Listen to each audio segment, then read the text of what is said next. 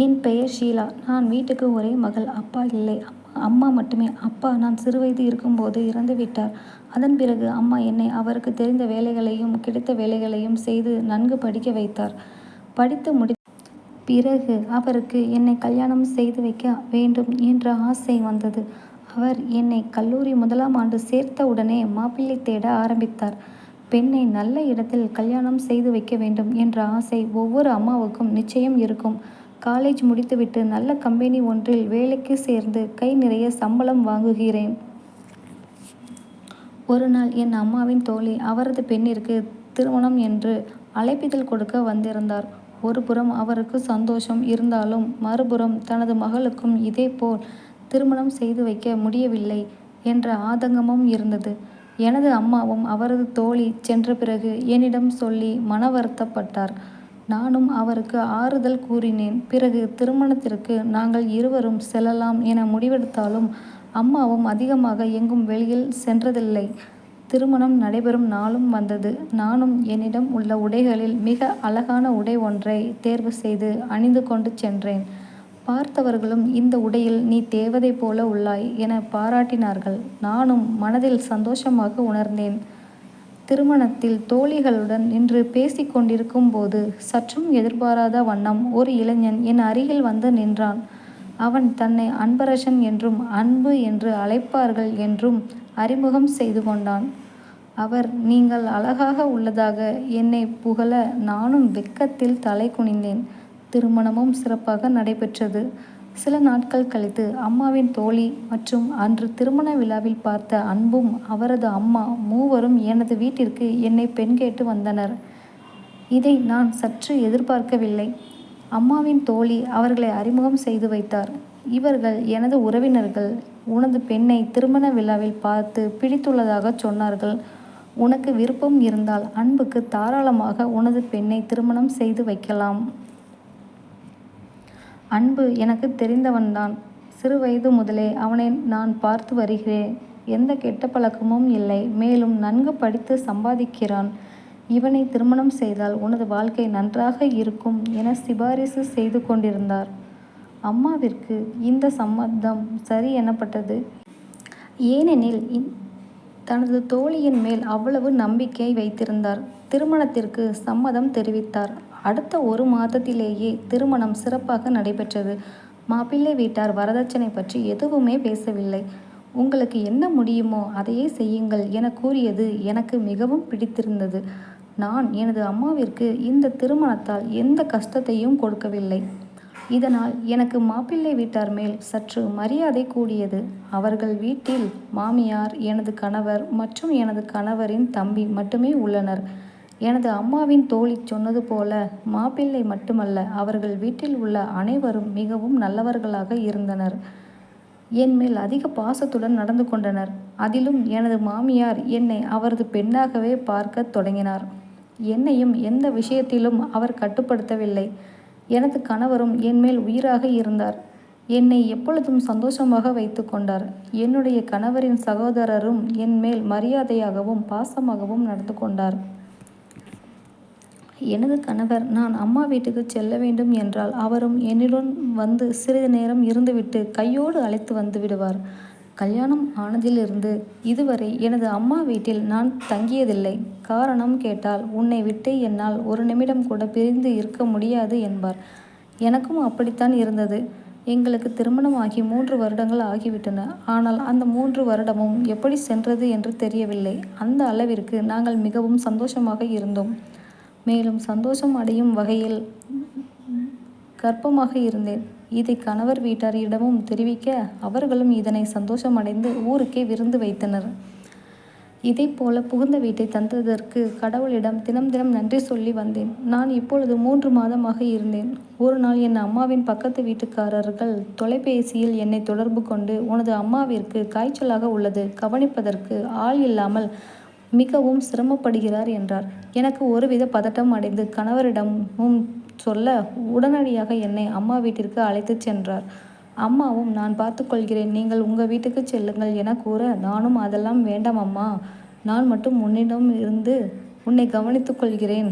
என் கணவர் அவர் வீட்டுக்கு சென்று விடுவார் என கூற, என் கணவரோ நான் இல்லாமல் வீட்டிற்கு போக சம்மதித்தார். ஆனால் அப்பொழுது எனக்கு தெரியாது அந்த இரவுதான் எனது வாழ்க்கையை புரட்டி போடப் போகிறது என்று. கணவரை அனுப்பிவிட்டு நானும் எனது அம்மாவிற்கு தேவையான உணவுகளை செய்து உண்டுவிட்டு அவருக்கு தேவையான மருந்துகளை எடுத்து கொடுத்துவிட்டு உறங்க வைத்தேன். நானும் அவர் அருகிலேயே உறங்கிவிட்டேன். நள்ளிரவில் எனக்கு ஒரு தொலைபேசி அழைப்பு வந்தது. நான் யாராக இருக்கும் என தொலைபேசியை எடுத்து காதில் வைத்தேன். கணவரின் சகோதரர் அழுது கொண்டே அண்ணன் நம்மை விட்டு சென்று விட்டார் என கூறினார். அவர் கூறியதை கேட்டதும் வானம் இடிந்து தலையில் விழுந்தது போல் தோன்றியது. நானும் அழுது கொண்டே கோபமாக விளையாடாதீர்கள் என கத்தினேன். இல்லை அண்ணி, தயவு செஞ்சு அண்ணனை வந்து பாருங்க என்று சொல்லிவிட்டு தொலைபேசியை வைத்துவிட்டார். நானும் கடவுளை வேண்டிக் கொண்டே இது உண்மையாக இருக்கக்கூடாது. கணவர் எனது பிரிவு தாங்காமல் என்னை காண்பதற்காக தனது சகோதரனை இப்படி பேச சொல்வதாக இருக்க வேண்டும் என நினைத்து கொண்டே தனது கணவரின் வீட்டை நோக்கி ஓடினாள். நான் ஓடுவதை பார்த்த எனது அம்மாவும் என் பின்னாலேயே ஓடி வந்தார். கணவரின் வீட்டில் சென்று பார்த்த பொழுது அனைவரும் கூட்டமாக நின்றனர். அப்பொழுது எனது இதயம் நின்றுவிட்டது. நானும் அழுது கொண்டே உள்ளே சென்று பார்க்க ஹாலில் எனது கணவர் உறங்குவதைப் போல படுத்து இருந்தார். அனைவரும் அவரை சுற்றி அழுது கொண்டிருந்தனர். எனது ஆசை கணவர் படுத்திருக்க அவரின் நெஞ்சை பிடித்து கொண்டு கதறி அழுதேன். எவ்வளவு நேரம் கதறி அழுதேன் என்று தெரியவில்லை. அப்படியே மயக்கமடைந்து விட்டேன். நான் கண்விழித்து பார்க்கும் பொழுது எனது கணவரின் காரியங்கள் அனைத்தும் முடிந்திருந்தன. மாமியாரிடம் கேட்க 2 நாளாக மயக்கத்தில் இருந்தேன் என கூறினார். 1 வாரமாக எந்த உணவும் உண்ணாமல் நாங்கள் இருந்த அறையையே வெறித்து பார்த்து கொண்டிருந்தேன். எனது நிலைமை அறிந்து அனைவரும் எனக்கு ஆறுதல் கூறினர். எனக்கு கடவுளின் மேல் கோபம் வந்தது.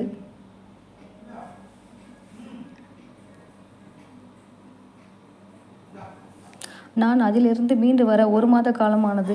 பின்பு நான் மாமியாரிடம் என்ன நடந்தது என விசாரித்தேன். அவரும் எனது கணவரின் அறையில் இருந்து சத்தம் வந்ததாகவும் எனது கணவரின் சகோதரர் சிவா சென்று பார்த்தபொழுது கணவர் நெஞ்சில் கை வைத்தபடி கீழே சரிந்து விழுந்தார் என்றும் அதை பார்த்து அவர் சத்தமிட நாங்கள் சென்று பார்த்தபொழுது அவன் மயங்கி கிடந்தான். பின்பு மருத்துவமனைக்கு அழைத்து சென்ற பொழுது அவர் வரும் வழியிலேயே இறந்துவிட்டதாக தெரிவித்தனர் என கூறினார்.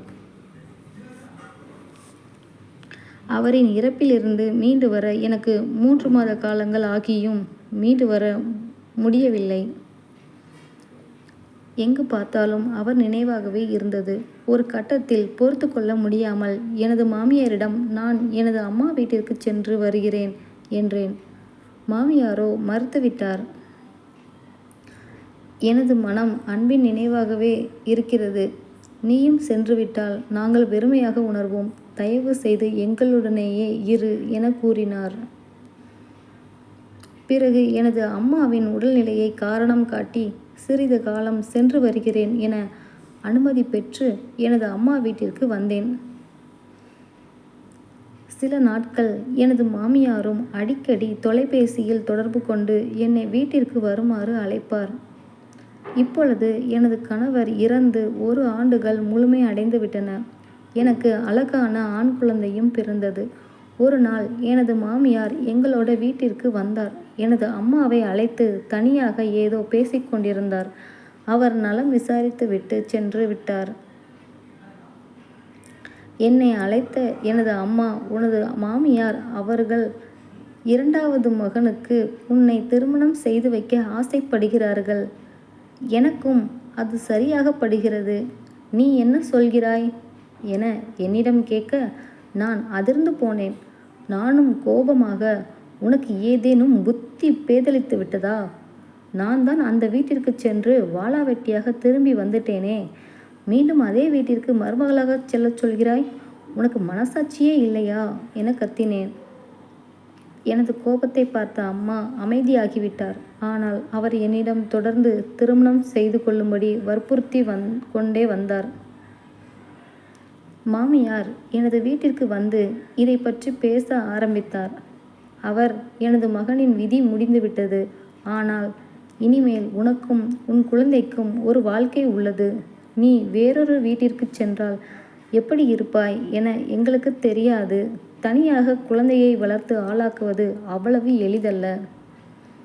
நீயும் எனது பெண் போலத்தான். நீ நமது வீட்டில் வந்தால் நான் உன்னை நல்லபடியாக பார்த்து கொள்வேன். என் பேரனை நானே பார்த்து கொள்வேன். தயவு செய்து சம்மதம் சொல்லிவிடு என்றார்.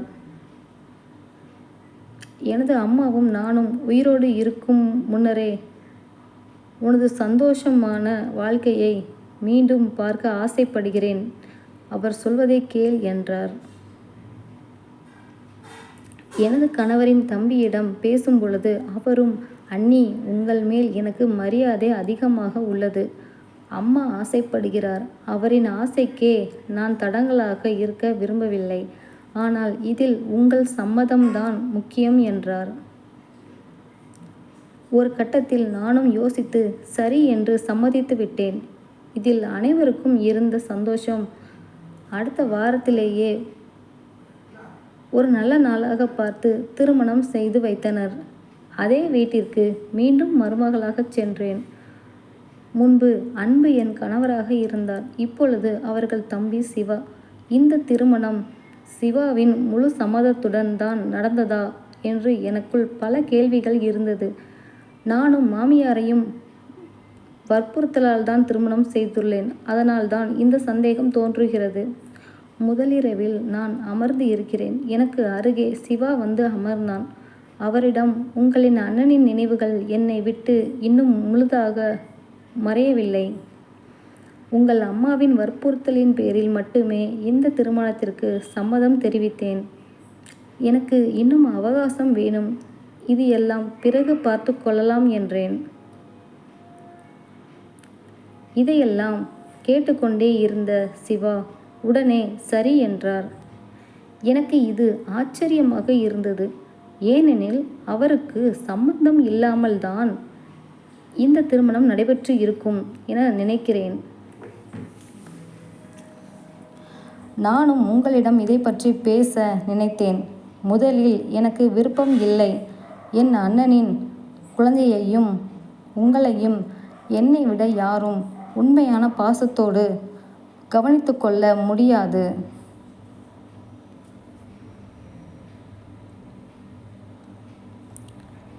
அதனால்தான் நான் சம்மதித்தேன். சரி, நீங்கள் சொன்னபடியே பிறகு பார்த்து கொள்ளலாம். நீங்கள் தூங்குங்கள், நான் அதர்வா குட்டியை பார்த்து கொள்கிறேன் என்று கூறி குழந்தையின் தொட்டில் அருகே சென்று உறங்கச் சென்றார். காலையில் எனது மாமியார் மிகவும் ஆர்வமாக இருந்தார். என்னிடம் என்ன ஆனது என்று விசாரிக்க நான் அமைதியாக இருந்ததால் புரிந்து கொண்டார்.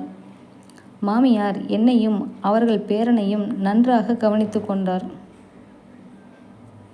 முன்பு அன்புக்கு மனைவியாக இருந்த பொழுது சிவா என்னிடம் சகஜமாக பேசுவார்.